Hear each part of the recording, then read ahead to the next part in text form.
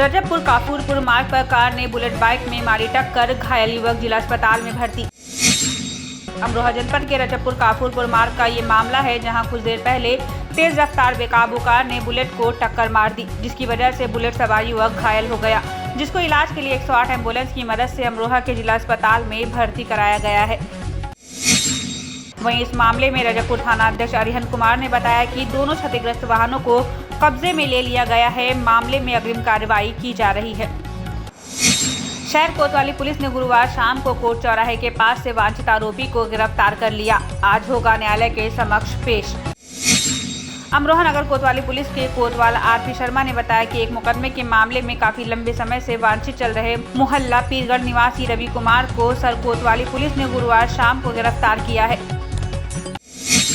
पूरे मामले में उसके खिलाफ कार्रवाई करते हुए आज उसको न्यायालय के समक्ष पेश किया जाएगा, जहां से न्यायालय उसके खिलाफ अग्रिम कार्रवाई करेगा।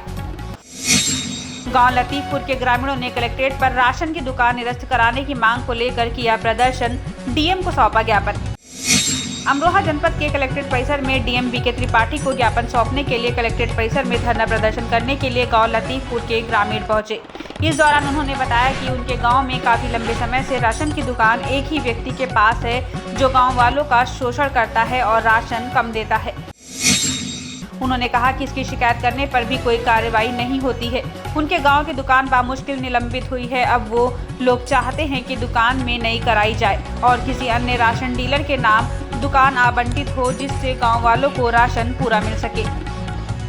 कलेक्ट्रेट इसलिए आए हैं कि हमारा जो राशन की दुकान है, एक ही व्यक्ति पे 20 से 22 साल हो गए लगातार शोषण करता है और हमारे गांव में लगभग 70% अनुसूचित जाति के लोग रहते हैं, जो गरीब हैं, मेहनत मजदूरी करके कमाते हैं। और उसमें भी वो कभी 3.5 किलो, कभी 4 किलो का राशन देता है, उसमें भी लड़ाई झगड़े करता बार बार।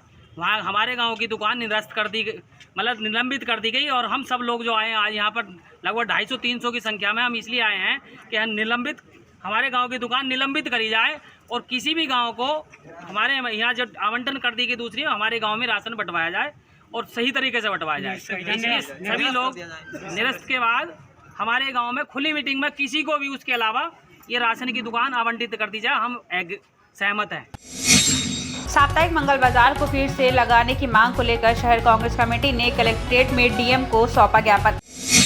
अमरोहा जनपद से कलेक्ट्रेट परिसर में आज डीएम बीके त्रिपाठी को ज्ञापन सौंपने के लिए शहर कांग्रेस कमेटी के शहर अध्यक्ष परवेज आरिफ उर्फ टीटू और कांग्रेस पार्टी के युवा नेता खुशतर मिर्जा पहुंचे, जहां पर उन्होंने डीएम बीके त्रिपाठी को एक ज्ञापन दिया। उनका कहना है कि अमरोहा शहर में मंगल बाजार के अंदर साप्ताहिक मंगल बाजार लगता था, जो कई लोगों की रोजी रोटी से जुड़ा था। यहाँ पर लोग बड़ी दूर दूर से खरीदारी करने आते थे, लेकिन इस कोरोना महामारी के चलते इसको बंद कर दिया गया था। उन्होंने बताया कि अब सभी लोग आर्थिक तंगी से गुजर रहे हैं, इसलिए आपसे अनुरोध है कि आप इस बाजार को दोबारा लगाने की अनुमति प्रदान करें। आज हमारा शहर कांग्रेस कमेटी की तरफ से, क्योंकि लगातार पिछले दिनों से भी हम लोग काफ़ी 5-6 महीने से प्रयासरत हैं कि जिस तरह कोविड-19 के चलते अमरोहा में एक बहुत बड़ा बाज़ार लगता था, मंगल बाज़ार जिसे साप्ताहिक बाज़ार था, जिससे हज़ारों लोगों की संख्या में जो गरीब व्यापारी है, जो निम्न वर्ग का व्यापारी है, वो जुड़ा हुआ था।